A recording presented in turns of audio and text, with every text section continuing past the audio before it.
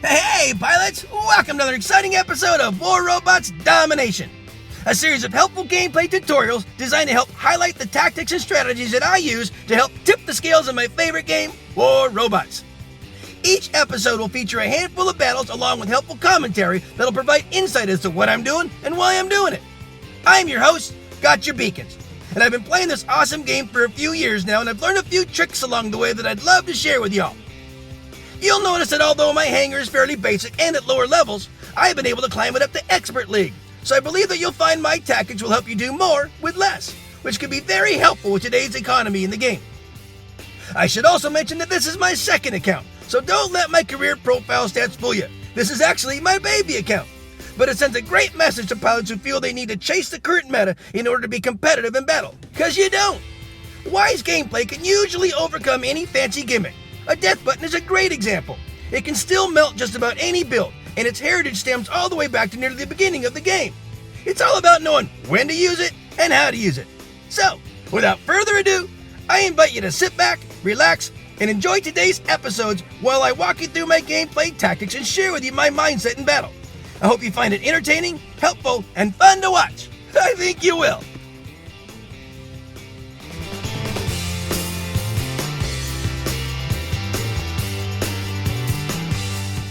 I'm going to call this battle Rally Cry. It's got a great lesson in it, guys. I hope you stick around. Enjoy my friends in the background and status as they play their awesome song, November. All right, guys, so this is Rome, as you know. I put in Mjolnir. Here's my little Spark Scourge Phantom. I call this a closed map deck. All these builds that I have in here are more nimble, more knife fighter type builds. Lots of structures, a lot of things that don't remove a lot of line of sight. So I don't put in my my open map deck with major pain. But this is a great little deck I have.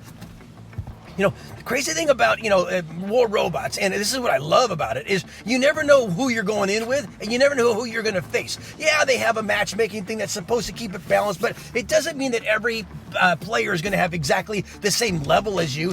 There definitely could be whales on the other side, but that also means that you probably have a whale on your side too. So what they do is they balance out the sides, not so much the individuals on each side. So, but that means that you kind of have to figure things out as you go. You never know. It's kind of a crapshoot, and that's what's great about this. And I'm calling this Rally Cry because of something else you don't always know. You really don't know who's on the other side. You don't know if it's a bunch of whales or not. And I think that there's a lot of folks that think that if I can't win, I'm just going to hop out if it's not going to be fair. Well, you can't always count on every side being exactly fair, but what you can count on is it probably is a bunch of good pilots on your side equal to the level of the pilots on the other side. And you got to remember that, and don't give up on your mates, and don't give up on the process. The process is part of learning who you have on your team and how you can help them. So we are down 4 beacons to 1.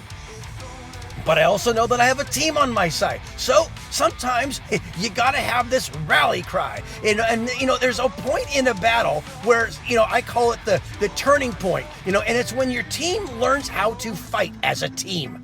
And all of a sudden, you go from, a bunch of random solos that don't know each other and don't know how to play with each other. And all of a sudden, you start having this rally cry, and you start having this turning point in the battle where your team starts to come back. Well, if you quit early, you'll never get to enjoy that. That's the amazing thing about this game, is there are so many, times where you think you're going to lose, and all of a sudden it turns around. But it is a matter of giving your team that moment to do it. Sometimes you have an aggressive red side that pushes really hard. Maybe they're not as good as you think they are, but because they're pushing so hard that it's kind of giving you guys catching you on your heels. But sometimes then your team rallies and has their really little rally cry, and they start pushing back. And now look at the panicometer, guys. We are at 4-1, our advantage. We are pushing back. We reached that turning point, that point where we gelled as a team, and now the Reds have their hands full. I'm going to go ahead and here see if I can help my Titan, come back. We've got another Titan on their side. Here is another guy. We're going to erase him. I'm going to hop up in my Sir Nightmare. He's my Nightingale. I'm going to go around and see where I can help my team. And we were definitely on our heels at the beginning of this battle. And in just a little bit of time, I'm going to see if I can. I wanted to kind of get high up, because when you get high up, you can fly a little better. But now we have this rally cry, and now look at us. Now the Reds, who were, pushing us around at the beginning, now they're starting to fall back. Our team had its rally cry, and rather than give up, we all stuck it out. We, pushed back, and now look at where we're at. Now it's starting to go in our favor. They are starting to mech out. They pushed really hard to begin with. They pushed for a lot of power, and hey, they're no slouches. There's a bunch of really good Reds on the other side. Now they're pushing back for theirs, but you know what? We're going to try to stay tough. They're starting to mech out, but the whole thing is here, and the whole thing is happening, guys, because we didn't give up. This is the thing you have to remember, guys. When you are facing a formidable team and you think that it's a lopsided battle, don't give up on your mates. Give them a chance to get around to it. Give them a chance to fight back. You guys, you don't want to quit, and give up on your team. Always fight to the end. Always fight with honor. Always fight. And look at that, 5-0. We just about had them meched out, guys. That was a rally cry, and that happens as long as you stick around. No one quit on our team. No one gave up, and we just kept pushing and pushing and pushing, working together. Yeah, there's a bunch of diamonds and experts. It doesn't really matter the leagues, guys. It doesn't change the mentality that I'm speaking about. Make sure that when you're out there with a bunch of solos and you think that you are getting swamped, just stay with it. Finish to the end and wait for that rally cry to happen. It was a great battle, and if you see your name, thanks for the game. Peace out. I'm going to call this battle Fight with Honor. And I hope you stick around and watch this one, guys. It's a pretty good battle. Enjoy my friends in the background and Status as they play their awesome song, Woodish. All right, guys, so we are in Power Plant. See that little lag there? No, that was not an editing issue. That was actually exactly what happened there in the battle. It's going to happen again here in a little bit.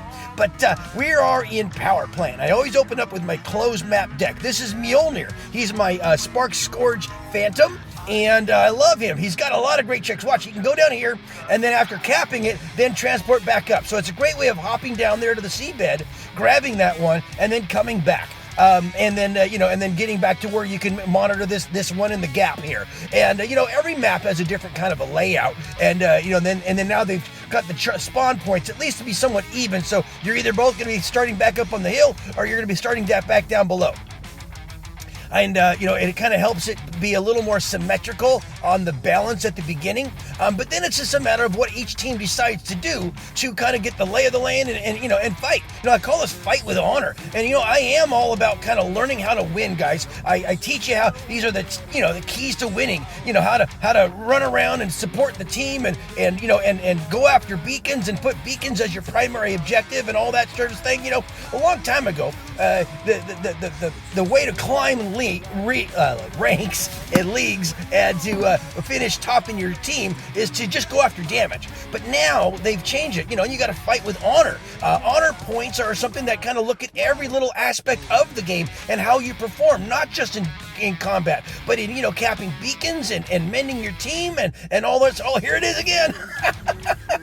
Look at that. I was just so happy that there wasn't a bunch of Reds around to level me down. So fighting with honor is really taking a balanced approach to the battle and how you're doing it. Now, if you notice how my team is doing it, I've been pretty much the only guy, except for maybe one other mate that's come down here to help me out. And I've been watching this beacon here in the gap and the one down below, and I've been going after their beacon, and we've had a fairly good balance. I've got one mate that's been coming around. Here's an AJ landing. I've got a blitz down here. Between me and him, we can probably get this guy. I'm going to go ahead and whittle him way down here and even sacrifice Mjolnir just so my blitz can finish him off. Now I'm going to go up here and help the guys up here. A lot of my teammates have just been kind of hanging up here and just sitting in back and chipping away at those guys that are at at this beacon here. Now what's going to happen is we're sliding backwards because they're so, because they were fighting, maybe, I'm not saying not with honor, but they were going after damage over beacons. And as opposed to the, and what happened is eventually the Reds, look at that. We are at a 5-0 beacon deficit. There's even a kid in our backyard because I think too many of my men are just standing back and just taking pot shots at the Reds and not really diving into the weeds and going after the beacons and fighting with honor. Fighting with honor isn't just standing back and taking pot shots at the Reds. Look at this AJ, still alive. Somehow, that blitz that was with me didn't get him. So you gotta be mindful of the beacons. This is why I always teach you guys, be a beaconeer. Put the beacons first. That will be fighting with honor. And you're gonna have a lot more green banners at the end. What I'm doing now is I'm coming back and fighting with honor. I'm going back and basically fixing the things that got broken when my men weren't down here helping out. So, because there were just too many of them standing back there.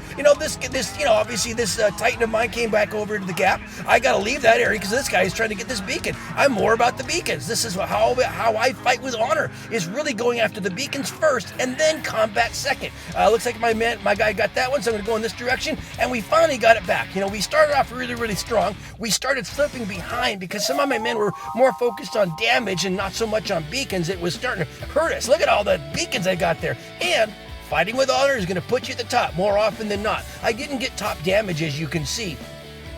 I got a whole bunch of beacons, though, because I put beacons as my focus. I put winning as my focus, not so much damage, and that's going to get you a lot more green banners and a lot more honor. Fight with honor out there, guys, and you'll have a lot more green banners. And if you see your name, thanks for the game. Peace out, guys. I'm going to call this battle Frickin' Rush. Yeah, enjoy my friends in the background in status as they play their awesome song War. Perfect for this battle. This is this episode's Beacon Rush battle. Guys, I always open up Beacon Rush with Frick, and this is why. This guy's got another jump on him now, and this triple jump, wait for it, here it comes. Dude, I want to tell you guys something. Frick has just found another gear. I always open up with him because on Beacon Rush, it's all about establishing a beacon domination early in the game. And look what he can do.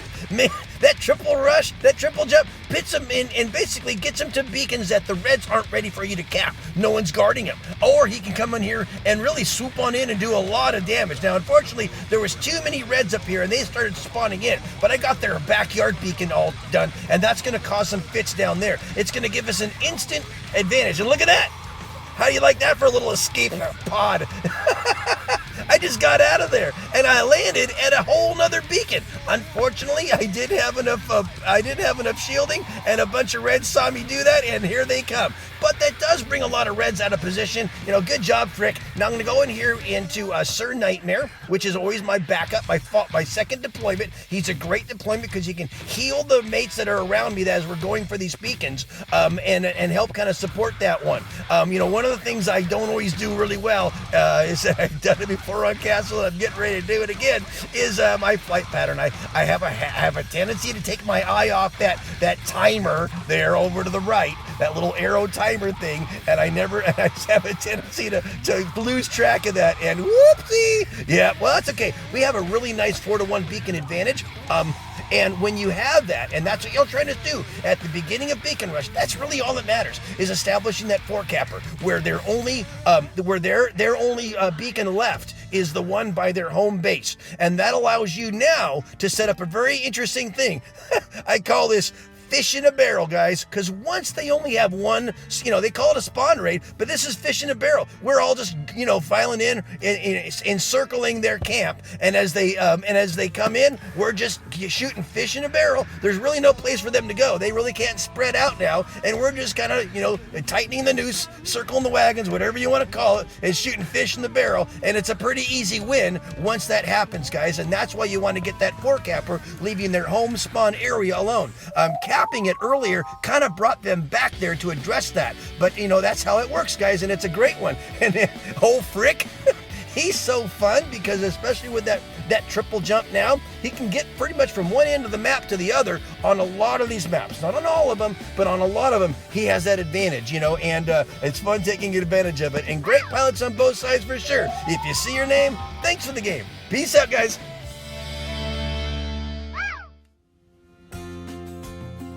Well, friends, that just about wraps it up for another episode. Thanks so much for watching. I hope you enjoyed what you saw and were able to take something you learned and use it in battle. I add content to my YouTube channel on a regular basis, so if you like what you see, please tap on the subscription button and then tap the bell to be notified when new episodes are released. Or just click on an old episode and maybe catch another tip that'll help you up your game. Also, Discord is a great way to connect with other amazing pilots, keep up on the latest news, and learn more ways to improve your gaming experience. Without question, one of the best Discord servers out there is War Robot's Master Pilots.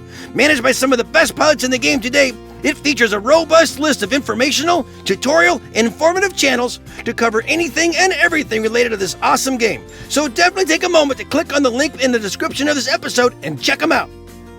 Finally, my goal is to provide you all with entertaining and helpful information that'll help reduce the frustration and increase the fun. So, if you feel these videos are helping you, please share them with a friend, someone you think might benefit from them. Well, that's about it for today, guys. As always, keep them blue out there, and I hope to see you on the battlefield. Just make sure you're having fun, because if you're not, you're doing it wrong. I love you all for your support. Play well. Peace out.